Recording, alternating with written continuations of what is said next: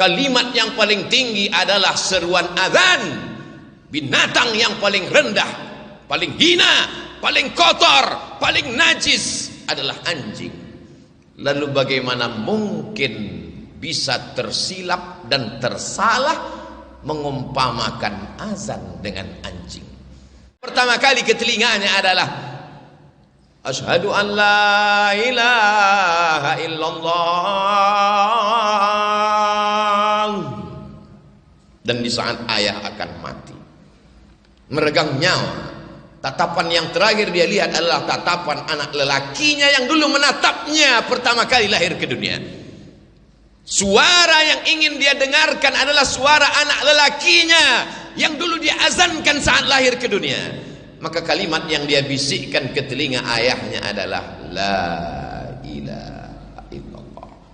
Itulah mengapa kita rindu pada kalimat itu.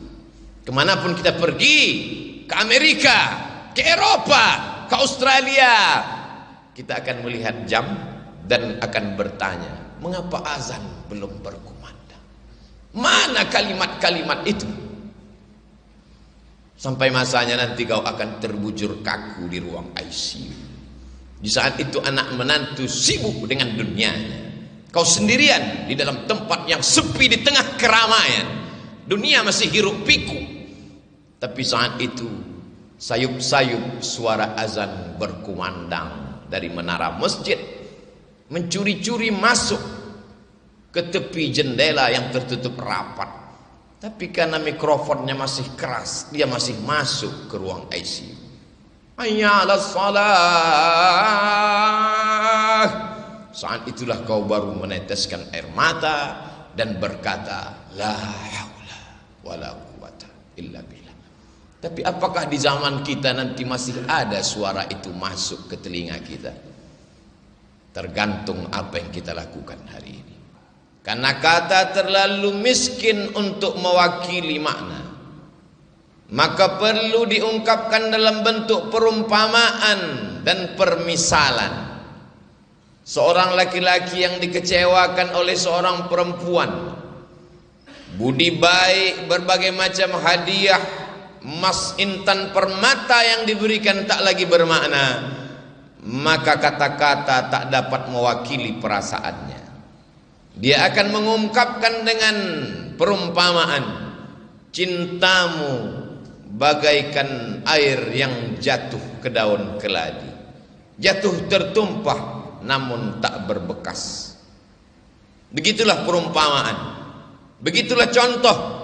Sehingga dengan perumpamaan yang singkat mengandung makna yang padat, berbekas di dalam hati. Maka Allah Subhanahu wa ta'ala dalam Al-Quran banyak sekali mengungkapkan permisalan, contoh perumpamaan. Ketika Allah bercerita tentang rumah, inna awhanal buyuti la baitul ankabut, rumah yang sangat lemah, rumah yang sangat rapuh dan mudah tumbang adalah rumah sarang laba-laba. Membuatnya sulit, rumit, jelimet, susah dan payah. Tapi menghancurkannya, bahkan hanya satu hembusan nafas pun sarang laba-laba akan hancur. Maka jangan sampai kita membangun amal-amal kita ini seperti bangunan sarang laba-laba, membuatnya lama dengan segala kesulitan dan kesusahan serta kerumitan, tapi hanya satu pukulan tangan, bahkan hembusan nafas, dia hilang, tak bersisa sama sekali. Bagaimana dengan iman? Terlalu panjang kalimat bercerita tentang iman, maka Allah berikan perumpamaan. Kasyajaratin thayyibatin, pokok kayu yang kokoh dan kuat, akarnya tunggal menghunjam ke tanah, wa far'uha fis sama', pucuknya sampai ke langit. Begitulah perumpamaan iman. Sekali la ilaha illallah, maka sampai mati tetap la ilaha illallah. Saat senang la ilaha illallah, saat susah pun tetap la ilaha illallah. Seperti pokok kayu, angin puting beliung datang, dia tidak akan tumbang. Kalaupun patah, maka akarnya tidak akan tercabut. Begitulah Allah Subhanahu wa ta'ala membuat perumpamaan dalam Al-Quran tentang orang yang bersedekah. Kalau dia bertanya, wahai tuan guru, wahai kiai, wahai ustadz, wahai alim, wahai ulama, wahai para habaib, kalau aku berinfak, berwakaf, bersedekah, apakah pahalanya banyak? Banyak. Bagaimana banyaknya? Maka perlu perumpamaan. Bagaimana Allah memberikan perumpamaan orang yang bersedekah? Mathalul ladzina yunfiquna amwalahum fi sabilillah. Perumpamaan orang yang bersedekah, menginfakkan hartanya di jalan Allah. Kamathali habbah, satu biji, ambatat sab'a sanabil, tumbuh 7 bulir, 7 cabang. Wa fi kulli sumbulatin mi'atu habbah, dalam satu bulir ada 100. Satu jadi 7, dalam satu bulir ada 100, menjadi 700. Terbayang dalam pikiran benak kita, oh ternyata begitu kelipatan yang luar biasa. Apakah hanya sampai 7 sampai 700 saja? Tidak. Wallahu yudha'ifu liman yasha. Allah kuasa untuk melipat gandakan lebih banyak daripada itu.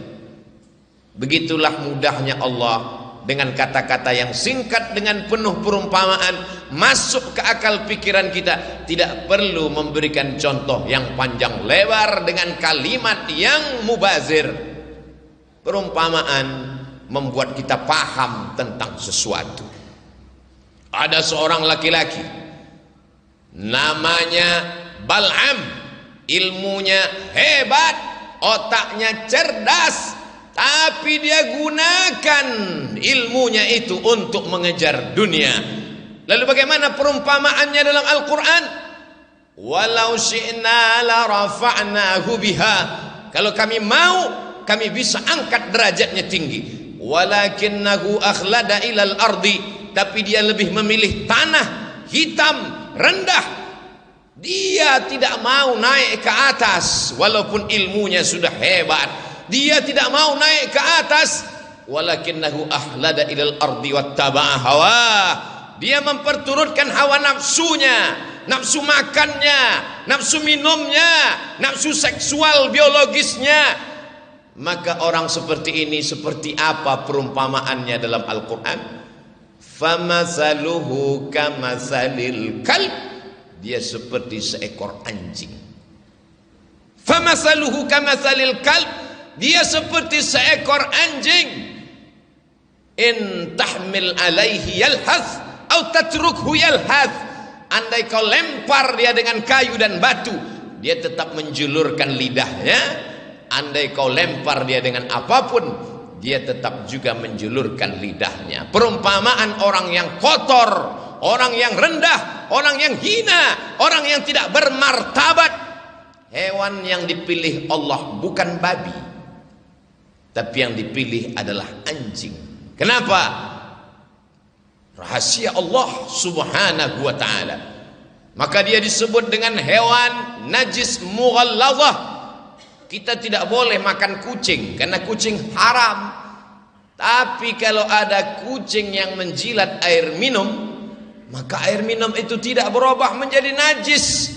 Andai ada seekor kucing menjilat kaki kita, maka kita tidak perlu menyiramnya dengan air sampai 7 kali. Tapi anjing, apa kata Nabi SAW? Idza walagal kalbu, kalau ada seekor anjing, walagha, menjulurkan lidahnya, fi ina'i ahadikum, di dalam bejana tempat air minum kamu, fa ahriquhu, tumpahkan, buang semuanya. Setelah airnya tumpah, bejana tempat air minum, baskom, ember mesti dicuci 7 kali. Dan salah satu dari air itu mesti dicampur dengan air tanah. Orang-orang yang tidak mengerti ajaran Islam mengatakan agama Islam agama primitif, agama ketinggalan zaman. Sudah ada sampo dan deterjen sabun, kenapa masih pakai tanah? Kenapa mesti dibasuh, dicuci dengan air yang bercampur tanah? Tidak cukupkah berbagai macam alat modern? Ternyata ada yang tidak tertangkap oleh akal manusia. Ada bakteri di dalam tanah yang tidak mati oleh 100 derajat Celcius air panas mendidih. Ada bakteri di dalam tanah yang tidak akan mati oleh deterjen dan sabun. Lalu bagaimana membunuh bakteri, kuman, virus yang ada pada tubuh air liur anjing? Dia hanya akan mati dengan bakteri yang ada di dalam tanah. Bakteri memakan bakteri, kuman memakan kuman. Maka bagi yang mereka mengerti tentang teori vaksin, memasukkan virus jinak ke dalam tubuh untuk melawan virus yang dahsyat. Sesungguhnya di dalam tanah itu ada virus bakteri yang akan melawan bakteri yang ada di dalam air liur anjing. Itu hanya dapat dipahami oleh manusia yang takut kepada Allah Subhanahu wa ta'ala. Tapi ada kalanya Allah Subhanahu wa ta'ala menyebut anjing dalam satu ayat surat Al-Kahfi yang dibaca pada hari Jumat, siang Jumat, petang Jumat. Yang sudah membaca surat Al-Kahfi hari ini alhamdulillah. Yang belum membaca selesai sholat Jumat segera dibaca sampai nanti petang asar, ba'da asar hari Jumat, waktu mustajab berkabulnya doa. Jangan sampai tenggelam matahari Jumat kita belum membaca surat Al-Kahfi. Dalam surat Al-Kahfi ayat 22 berulang kali Allah menyebut makhluk ini. Mereka mengatakan 3, padahal ada yang keempat anjingnya.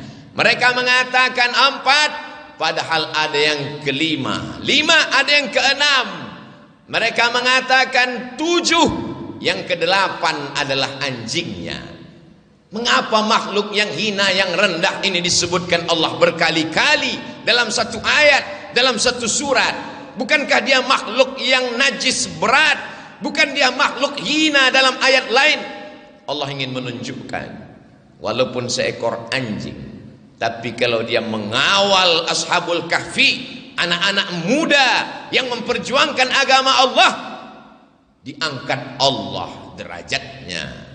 Begitulah Allah Subhanahu wa ta'ala memberikan permisalan, contoh dan perumpamaan. Pemilihan itu bukan akal manusia, bukan kata-kata Nabi Muhammad sallallahu alaihi wasallam. Wa ma yantiqu 'anil hawa, dia tidak mengikuti hawa nafsunya. In huwa illa wahyun yuha, melainkan wahyu dari Allah Subhanahu wa ta'ala.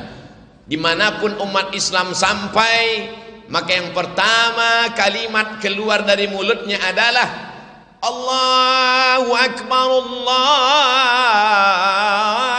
Akbar. Begitu seorang sahabat Nabi, panglima besar perang, jenderal bintang 5 bernama Amr bin As sampai ke Mesir, maka dia membangun Masjid Amr bin As. Setelah masjid dibangun, kalimat pertama yang berkumandang di Afrika Utara, negeri tertua penuh dengan peradaban, tempat Fir'aun berkuasa, hari itu kalimat yang berkumandang menggelegar di atas bumi Afrika, Allahu Akbar. Setelah nama Allah, maka nama Nabi yang paling mulia. Tidak ada alam semesta kalau tidak ada dia, tidak ada surga, tidak ada aras kalau bukan karena dia.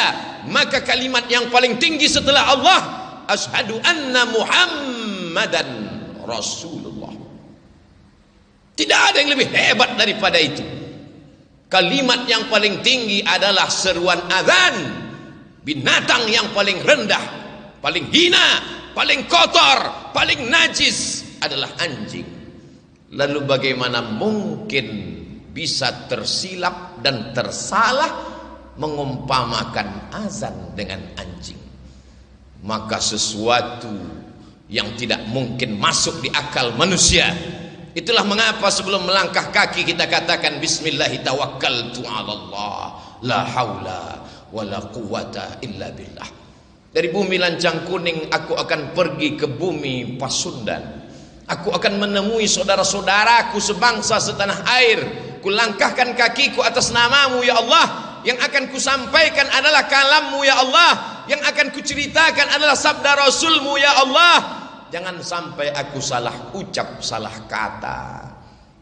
Kita selalu berdoa meminta bimbingan Allah. Sampai-sampai sebelum membaca Al-Quran pun tetap dikatakan, fa idza qara'tal Qur'an, kalau kau mau baca Quran, fasta'idz billah, minta lindung kepada Allah. Supaya apa? Jangan salah faham, jangan salah pikir, jangan salah omong. Karena tidak akan mungkin terjadi menurut akal logika manusia seruan yang tinggi, yang hebat, yang gagah perkasa ketika anak manusia lahir. Pertama kali matanya melihat dunia, yang dibisikkan ayahnya pertama kali ke telinganya adalah asyhadu an la ilaha illallah.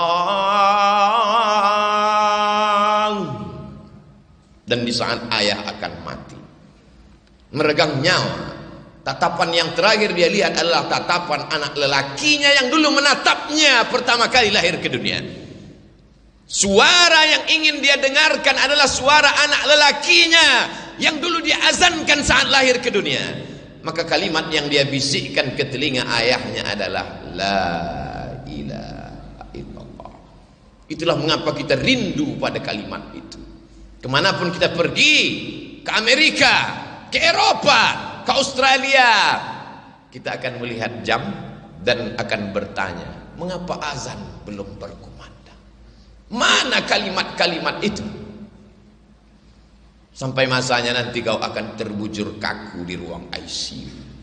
Di saat itu anak menantu sibuk dengan dunianya, kau sendirian di dalam tempat yang sepi di tengah keramaian. Dunia masih hiruk pikuk. Tapi saat itu sayup-sayup suara azan berkumandang dari menara masjid, mencuri-curi masuk ke tepi jendela yang tertutup rapat. Tapi karena mikrofonnya masih keras, dia masih masuk ke ruang ICU. Hayya 'alas shalah. Saat itulah kau baru meneteskan air mata dan berkata, la haula wala quwata illa billah. Tapi apakah di zaman kita nanti masih ada suara itu masuk ke telinga kita? Tergantung apa yang kita lakukan hari ini. Barakallahu li wa lakum fil Qur'anil azim wa nafa'ani wa iyyakum bima fihi minal ayati wadh-dhikril hakim wa taqabbala minni wa minkum tilawatahu innahu huwal ghafurur rahim.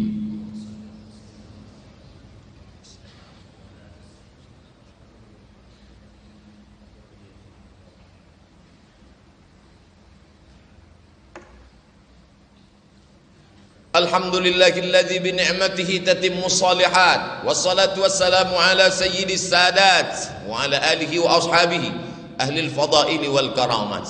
Asyhadu an la ilaha illallah wahdahu la syarika lah wa asyhadu anna sayyidana Muhammadan abduhu wa rasuluh wa safiyuhu min khalqihi wa khaliluh addal amanah wa ballagha ar-risalah wa nasaha lil ummah wa tarakana 'ala al-mahajjatil bayda ليلها كنهارها لا يزيغ عنها إلا هالك.